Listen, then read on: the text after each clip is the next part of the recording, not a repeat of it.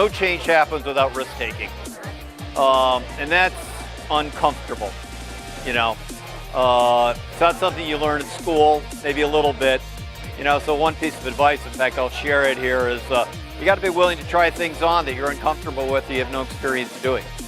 And then, you know, once you've done that, it's, you know, then it's, you know, your ability to communicate, get your facts straight, make your case, you know, build it. Those are all things that are critical.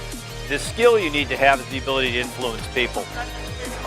It's a dimension of leadership, it's a dimension of communication, but to, you know, evince change in any organization, be it, you know, academia here at Clarkson, big company, small company, you know, you've got to frame people's opinion, you got to be able to influence them.